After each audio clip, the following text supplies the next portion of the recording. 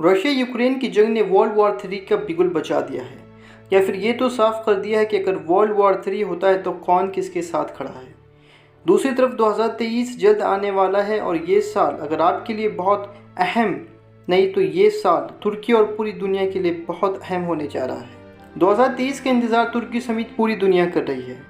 2023 میں ترکی پر لگی سال پرانی پابندیاں ہٹ جانے والی ہے۔ 2023 میں ترکی کے ساتھ ایک ایگریمنٹ ختم ہونے والا ہے جسے ٹریٹی آف لوسین کہتے ہیں، اور یہ ایگریمنٹ پوری طریقے سے 2023 میں ختم ہو جائے گا۔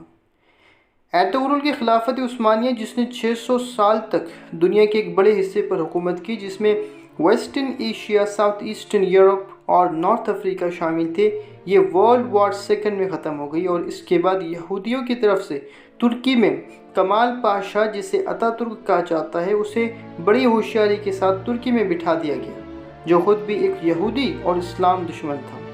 جس نے 1923 میں یہ ایگریمنٹ کروایا جسے ٹریٹی آف لوسین کہا جاتا ہے۔ یہ ایگریمنٹ سوئٹزرلینڈ کے شہر لوسین میں کیا گیا۔ اس ڈیل کے مطابق ترکی کے پرانی خلافت عثمانیہ کا پورا حصہ ختم کر کے ترکی کے بارڈرز کو لمیٹڈ کر دیا گیا، یعنی محدود کر دیا گیا۔ اس طرح ایرتغرل غازی کی خلافت عثمانیہ عیسائیوں اور یہودیوں کے ہاتھ میں چلی گئی۔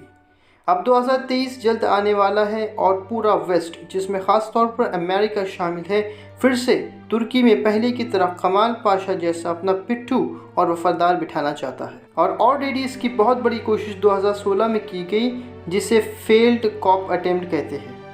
اس وقت ایردوغان کی صرف ایک پکار پر ترک قوم نے راتوں رات اس پوری موومنٹ کو ناکام بنا دیا، اور اس طرح دنیا ترکی کو اپنے ویژن 2030 تک پہنچنے میں روکنا چاہتی تھی، جو کہ ناکام بنا دیا گیا۔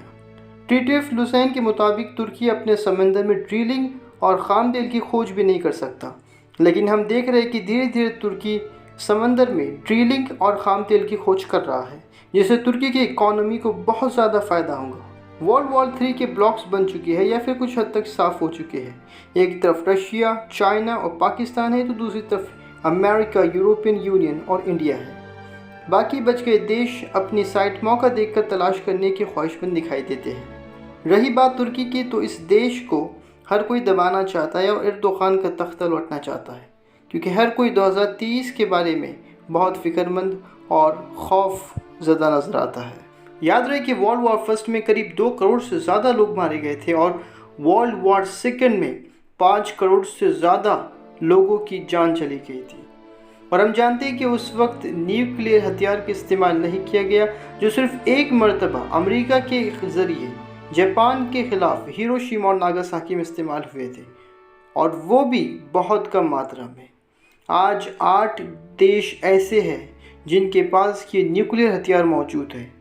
جن میں رشیا کے پاس سب سے زیادہ ماترا میں نیوکلیئر ہتھیار موجود ہے، اور اس کے بعد امریکہ کے پاس یہ ہتھیار سب سے زیادہ موجود ہے۔ حال ہی میں جاری رشیا یوکرین کی جنگ نے ان دونوں دیشوں کو آمنے سامنے کھڑا کر دیا ہے، جہاں رشیا نے تو اپنے نیوکلیئر ہتھیاروں کو ہائی الرٹ پر بھی رکھ دیا ہے، اور دھمکی بھی دی ہے کہ وہ اسے کبھی بھی استعمال کر سکتا ہے۔ اب دیکھنا ہوگا کہ رشیا یوکرین کی جنگ کہاں جا کر ختم ہوتی ہے،